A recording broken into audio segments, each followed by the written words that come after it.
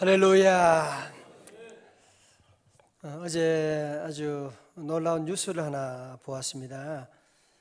뉴욕타임즈에 보도된 내용인데요. 그 내용은 포천 중문대 차병원 차광열 학원장과 로저리오 로보 콜롬비아 의대 산부인과 과장, 콜롬비아 대학이 대단하지 않습니까? 그 과장이 함께 연구해서 생식의학 전문지 Journal of Reproductive Health라고 하는 거기서 발표된 내용을 이제 타임지에서 다시 인용해서 발표하게 되었는데, 그 내용이 뭐냐면은 1998년부터 1999년 서울 차병원에서 불임 치료를 받은 환자 199명과 미국과 캐나다, 호주의 기독교도들을 대상으로 기도와 임신 성공률의 관계를 조사했습니다. 불임 치료를 받는 환자들이 실험 내용을 전혀 모르는 상태에서 진행된 이 연구에서 불임 치료를 받는 사람은 전혀 알지 못하고 있는 상태에서 이제 한쪽 그룹은 그분들 위해서 기도해 주는 그룹이 있고, 또 한쪽에는 기도하지 않고 그냥 불임 치료를 열심히 하는 데가 있다는 거죠. 그렇게 해서 이제 연구진이 불임 치료를 받는 환자의 사진을 미국과 캐나다, 호주에 있는 각기 다른 기독교 종파 신자들에게 주고 이들이 임신에 성공하도록 기도해 달라는 부탁을 한 뒤 기도해 주는 사람이 없는 환자 그룹과 임신 성공률을 비교했어요. 여러분, 어떤 결과가 있었는지 아세요? 기도받은 불임치료 여성들의 임신 성공률이 기도해 주는 사람이 없었던 여성들보다 배나 높았대요. 이때 아멘 좀 하이소. 배나 높았다. 그래서 공동 연구가인 그 로버 박사가 그렇게 얘기를 합니다. 연구 결과가 도저히 있을 수 없는 일처럼 느껴졌기 때문에 이를 발표해야 할지 오랫동안 고민했다고 하면서, 하지만 두 그룹 사이의 임신율 차이는 아주 컸기 때문에 무시할 수가 없었다고 그렇게 말했습니다. 여러분, 뉴욕타임즈가 뭐 아무거나 보도하는 그런 신문이 최고의 권위지인데, 세계에서 거기서 이제 이런 놀라운 일을 이제 보도하고 콜롬비아 의대하고 차병원 이렇게 같이 함께 공동 연구한 것이잖아요. 그러니까 중보기도가 얼마나 놀라운 능력이 있는 것인가를 과학적으로도 입증했다는 점에서 참 우리에게는 기쁜 소식이 아닐 수가 없습니다. 그러니까 여러분들이 함께 우리가 새벽에 나와서 기도하는 것, 내가 아이 수험생 위해 기도하고 우리 자녀 위해 기도하고 여러 가지 제목으로 기도하는 거 뭐 무슨 대단한 일이 있겠느냐, 때로는 그런 생각이 들 때가 있어요. 그죠? 기도한다고 뭐 좋은 일이 보이는 것도 아니고 혹시 때로 낙심때가 있지만 절대로 그렇지 않습니다. 믿음의 기도는 병든 자를 일으켜 주시고, 믿음의 기도는 기적을 만들어 줄 것이고, 여러분, 믿음으로 기도하고 나가면, 그래서 우리 성도들은 기도하다가 낙심하면 안 돼요. 선을 행하다가 낙심하지 말지니 때가 되면 하나님이 반드시 거두게 하시고, 그래 기도를 시작하면 100일이든지 1000일이든지 여러분이 작정하고 꾸준하게 기도해야 돼요. 뭐 누가 뭐라고 해도, 뭐 강단에 누가 서든지 관계없이 하나님 앞에 꾸준하게 여러분이 늘 기도하고 1000번째 준비하고 여러분 믿음으로 쭉 기도하고 나가면 한번 보시라고요. 기도 생활도 했다 안 했다가 기분 나면 조금 했다가 그러면 기도하는 것도 좀 피곤해져요.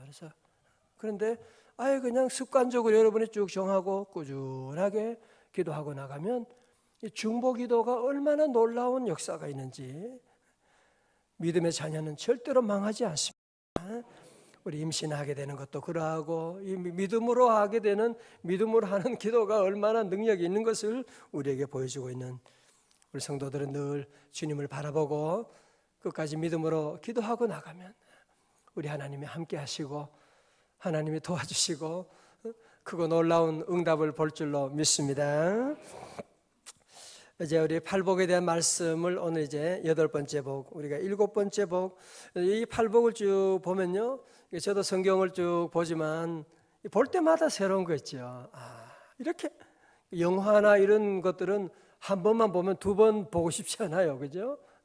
아무리 명량, 아무리 뭐 이순신 장군 좋다 그래도 저는 2번 보고 싶진 않아요. 2번 보고 싶진 않아요. 그냥 다 아니까, 그죠? 성경은 그렇지 않아요. 성경 말씀은 깊고 놀라운 비밀이 있어서 이게 보면 또 새로운 모습이 보이고 새로운 말씀이 나오고 새로운 맛이 있게 되고 새로운 음성을 듣게 되고, 신명기 팔복의 말씀은 그런 의미에서 보면 이제 단계적으로 계단과 같아요. 한 계단 한 계단 올라가고 있는. 그래서 제일 먼저 첫 번째 계단이 뭐냐? 심령이 가난한 자는 복이 있나니, 그렇게 말씀하고 있죠. 천국이 저희 것이고, 그 다음에 뭐였어요? 애통하는 자, 그리고 온유한 자. 그러면서 이제 이런 단계가 점점 높아져 올라가는 거예요. 의에 줄이고 긍휼히 여기는 자, 마음이 청결한 자.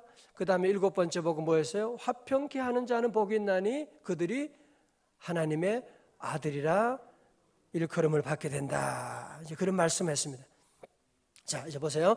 이제 하나님의 아들의 일컬음을 받은 다음에 그 다음에 단계가 무엇이냐? 이제 하나님의 아들이 되었어요. 이 세상에서 하나님의 아들로, 하나님의 자녀로 살아가는 성도들은 어떻게 살아가고 어떻게 믿고 나가느냐? 자, 그것은 누가 예수님을 보면 알 수가 있죠. 우리 예수님은 마태복음 3장에 보면 우리 예수님이 이제 세례를 받으시고, 그리고 하늘의 음성이 들렸죠. 이는 내 사랑하는 아들이요 내 기뻐하는 자라. 자, 우리 주님은 하나님의 아들로, 하나님의 자녀로 내 기뻐하는 자라고 한 다음에 그 다음에 어떤 일이 있느냐? 마태복음 4장에 보면 예수님은 어디요? 40일 광야에 가서 금식하게 됩니다. 그리고 금식할 때 금식 끝나가는데 누가 돌았어요? 사단이 와서 예수님을 유혹하고 하는 그런 모습이 오게 되는 것을 보게 됩니다. 여러분, 그러므로 우리 성도들의 삶 가운데도 우리가 이제 하나님의 아들이 되고 하나님의 아들의 일컬음 받은 다음에 우리에게 찾아오는 것이 무엇이냐? 우리가 어디에 길로 가느냐 하면 핍박받게 되는, 그죠? 오늘 10절의 말씀 한번 같이 읽어요. 10절입니다. 시작. 의를 위하여 박해를 받는 자는 복이 있나니 천국이 그들의 것임이라. 아멘. 할렐루야. 의를 위하여 박해를 받는 자. 박해라고 하면 참 부담스럽지요, 그죠? 부담스럽지만 우리가 하나님의 자녀가 아닌 상태에서 받는 박해는 무의미하고 그것은 저주이지요, 그죠? 그러나 이제 우리가 하나님의 자녀이기 때문에 하나님이 함께 하시니까, 하나님의 자녀는 하나님이 도우시고 하나님이 먹여주시고 하나님이 책임져 주시는 그런 자녀이기 때문에, 그런 자녀가 이 세상에 사는 동안에 여러 가지 많은 핍박을, 박해를 받게 된다고 하는 사실입니다. 그래서 잘 보세요.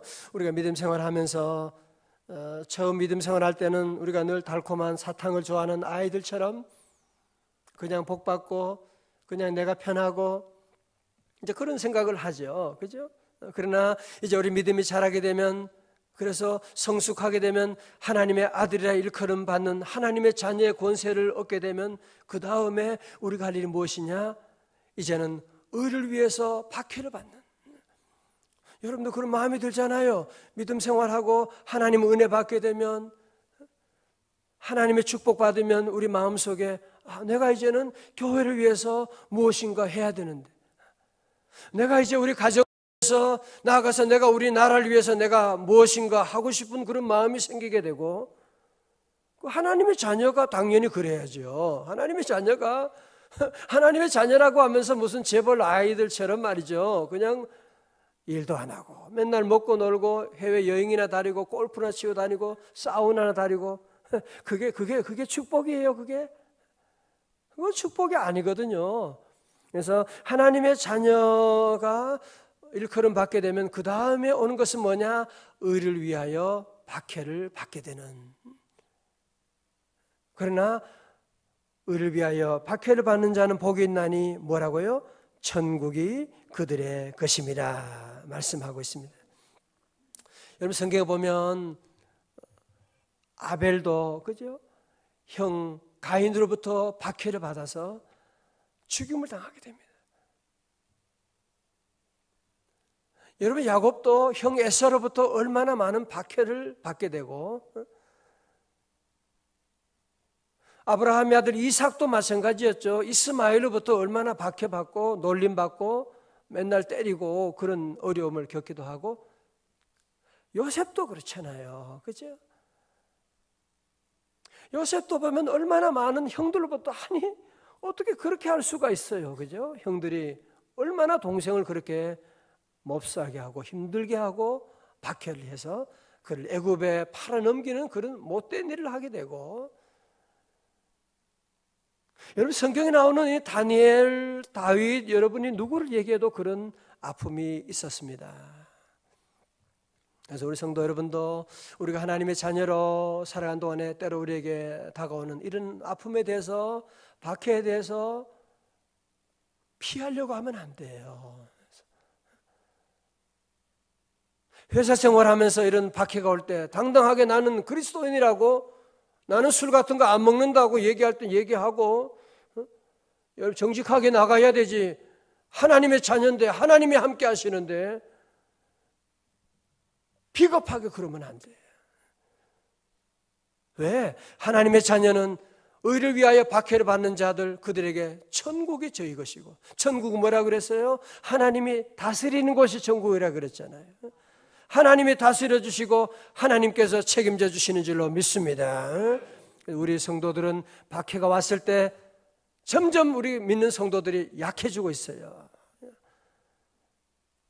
교회 봉사하는 것도 점점 안 하려고 그러는 사람들이 많아지고 전도도 그렇고 그냥 맛있는 것만 먹고 싶은 그냥 교회 가서 그냥 맛있는 말씀만 듣고 그냥 좋은 음식만 먹으려고 하는 아이들과 같은 그런 모습으로 가시면 안 돼요.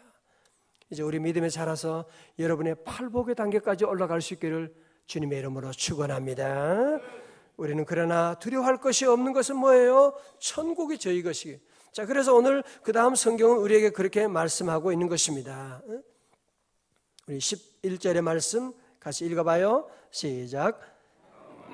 너희를 욕하고 박해하고 거짓으로 너희를 거슬려 모든 악한 말을 할 때는 너희에게 복이 있나니 12절에 기뻐하고 즐거워하라. 하늘에 너희 상이 큼이라. 너희 전에 있던 선지자들도 이같이 박해하였느니라. 아멘. 여러분 그래서 이런 이 고난의 원리를 아는 사람은 도리어 이런 의를 위해서 박해를 받는 자리에 가게 되면 자랑스러운 일제시대 때 일제 박해 가운데 어려움 가운데 끝까지 믿음 지키고 나가는 사람, 일본의 경찰들, 일본의 앞잡이들하고 손잡지 아니하고 비록 가난하지만 비록 어려움 가운데 있지만 그래도 그런 마음의 기쁨이 얼마나 커요. 그 자존심과 그 기쁨이 있잖아요. 그죠? 오늘 주님 우리에게 말씀하고 있는 것입니다. 나로 말미암아 너희가 너희를 욕하고 박해하고 거짓으로 너희를 거슬러 모든 악한 말을 할 때는 너희에게 복이 있나니 기뻐하고 즐거워하라. 말씀합니다. 기뻐하고 즐거워하라. 말씀합니다. 할렐루야. 사실은 참 우리가 박해 가운데 고난 가운데 기뻐하고 즐거워한다는 것 쉬운 일은 아니지요. 그렇죠? 자, 오늘 세 가지를 정리할게요. 우리가 왜 핍박받을 때 고난 가운데 기뻐하고 즐거워해야 되느냐? 첫 번째, 그것은 무엇이냐? 천국이 너희 것이기 때문에 천국을 소유할 수가 있기 때문이라는 거죠. 우리가 잘 아는 송명희 씨 같은 분은 참 불행한 몸도 그렇게 아프고, 그죠? 그런 가운데도 주님을 모시고 주님과 함께 하니까 그 고난을 도려 하나님께 영광 돌리는 기회를 만들고. 왜? 어떻게 가능하냐? 하나님의 나라가 천국이 있으니까, 하나님이 함께 하시니까 도리어 그 아픔을 도리어 승화하여 하나님께 영광 돌리고 나가는. 나 가진 재물 없으나. 여러분, 그 찬송을 통해서 얼마나 많은 사람들이 힘을 얻고 위로를 얻고 공평하신 하나님을 찬양하게 되는.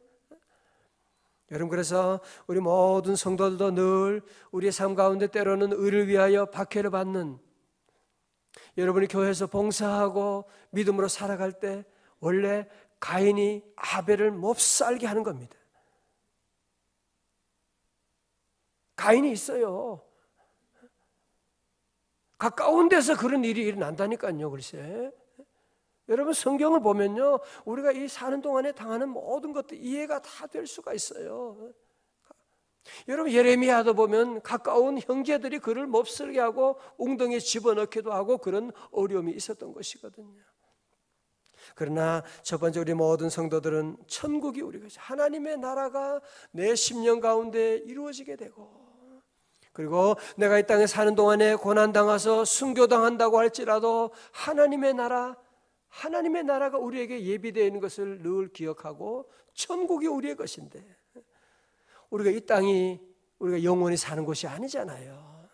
여기서 여러분이 영광 얻고 여기서 여러분이 많은 재물을 가진다고 그게 마치 이 땅에서 여러분이 땅 따먹기 하는, 어릴 때 땅 따먹기 하는, 땅 따먹기 해서 땅을 많이 따면 그게 무슨 소용이 있어요.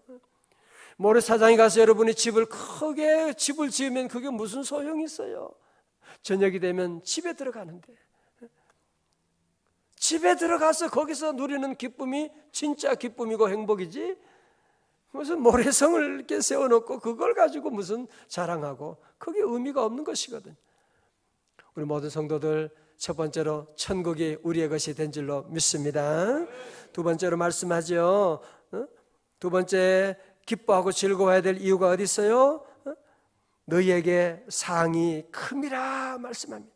기뻐하고 즐거워하라, 하늘에서 너희의 상이 큼이라 말씀합니다.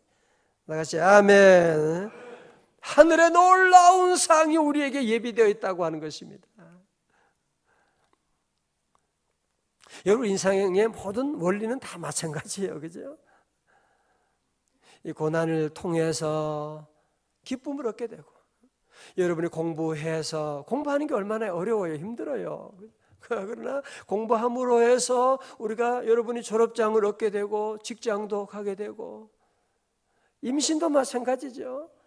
임신한 여인들 보면, 우리 젊은 분들 보면 참 그 아름다운 분들이 임신하게 되면 배가 막 이렇게 나오고 온 몸이 완전히 망가집니다. 그 모양도 그렇고 다리도 숭퉁 붓게 되고. 그러나 그 마음속에 기쁨이 있어요. 왜? 이제 얼마 있으면 새로운 생명이 지금 태어나니까, 그런 놀라운 복을 바라보고 있으니까 임신 가운데도 기뻐할 수가 있는, 즐거워할 수가 있는, 그러니까 배를 막 내밀고 막 다니고 부끄럽지도 않나 봐요. 그 소망이 있으니까 그런 것이죠.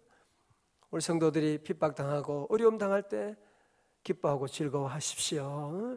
하늘에 놀라운 상이 있습니다.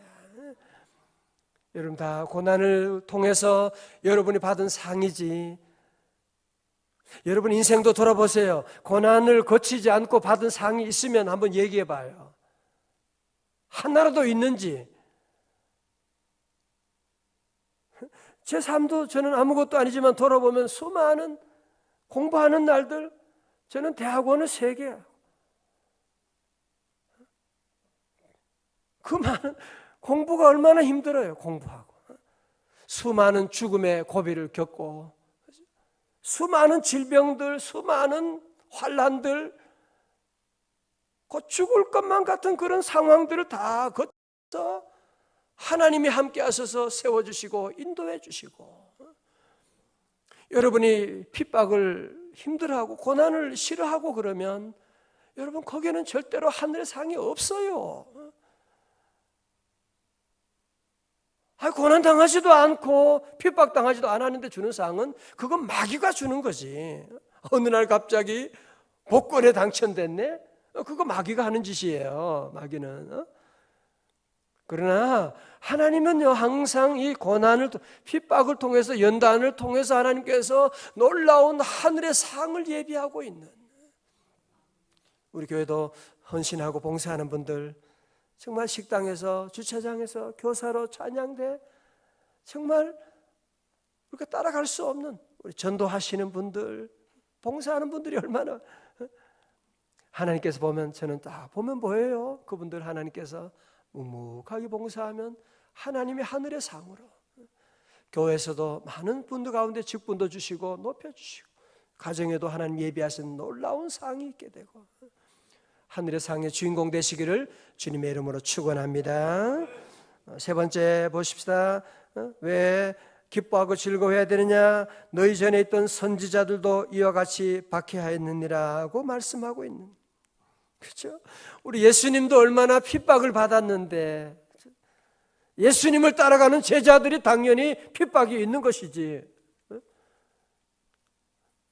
자꾸 오늘은 핍박을 피하려고 고난을 당하지 않고 무슨 좋은 날이 없을까? 무슨 좋은 날이 없을까요? 늘 우리는 이런 잘못된 신앙의 길을 여러분이 걸어가면 안 돼요. 그런 일은 없어요. 우리 믿음의 많은 선배들도 너희 전에 선지자들이 다 이같이 고난을 받았지요. 다니엘도, 호세아도, 예레미야도, 이전에 우리 모든 선지자들이, 우리 예수님도 다 이런 십자가를 지시고 고난을 당하셨는데, 여러분에게 있는 고난에 대해서 너무 낙심하지 말고, 왜? 하나님이 함께 하시잖아요. 여러분은 하나님의 자녀잖아요. 아멘. 하나님의 자녀인데 뭘 걱정을 해요? 아무리 재벌 자녀라도 그냥 사장시키고 그러지 않습니다. 다 처음에 평사원으로 입사하고 그 모든 과정을 다 경험하고 알게 하고 그렇게 가는 것이거든요. 우리 성도들은 늘 7복 다음에 8복을 여러분이 기억하셔야 돼요. 그냥 8복만 보면 8번째 복만 생각하면 아이고 어떡하나 그런 생각이 들지 모르지만 7번째 하나님의 자녀인데, 하나님이 함께 하는데 8번째 복이 와도 우리는 두려워할 것이 없는, 그래서 우리는 도리어 기뻐하고 즐거워하는, 야고보 사도도 너희에게 온갖 시련과 환난이 오면 기뻐하고 즐거워하라. 너희 믿음의 시련이 인내를 이루고 인내를 통해서 우리가 주님을 닮기 때문에 기뻐하고 즐거워하라고 말씀하고 있는, 그러니까 여러분이 이 고난당하고 이런 어려움이 오면요, 오늘 성경 기뻐하고 즐거워하라는 건요, 그냥 잘 참아야지 그게 아니에요. 기뻐하고 즐거워하는 것은요, 어떻게 내가 교회에서 고난을 당하다니, 내가 핍박을 당하다니, 너무 기뻐가지고 여보 막 그냥 여러분이 기뻐하고 춤을 추라는 거예요. 기뻐하고 즐거워하라고 하는 것은 그냥 참으라고 하는 게 아니잖아요. 그죠? 그냥 참는 정도가 아니라 막 기뻐서 어쩔 줄 모르는, 야 내가 이렇게 고난을 당하다니, 그리스도를 위해 고난을 당하다니, 이런 일이 세상에 어디 있느냐. 기뻐하고 즐거워하고 춤을 추고 나가라는 겁니다. 주님이 함께 하시는데 반드시 잘 되는 거죠. 잘 되는 것이고, 믿음의 선배들 보면 다 그 어려운 가운데도 믿음으로 극복하고 결국은 하나님께 영광 돌리고 하늘의 놀라운 상을 받게 되었는데, 이 새벽에 우리 모든 성도 여러분도 이런 팔복의 주인공, 우리의 믿음이 이제는 심령이 가난하고 온유하고 애통하고 거기에서 점점 올라가야 돼요. 이제는 어디 가든지 화평케 하고, 그 다음에 우린 8번째 복까지 올라가서 그리스도 위에 당하는 고난, 교회 위에 당하는, 하나님의 나라 위에 당하는 이런 핍박들을 여러분이 즐거워하고 기뻐하고 하늘의 놀라운 상의 주인공 될 수 있기를 주님의 이름으로 축원합니다. 우리 일어나시겠습니다.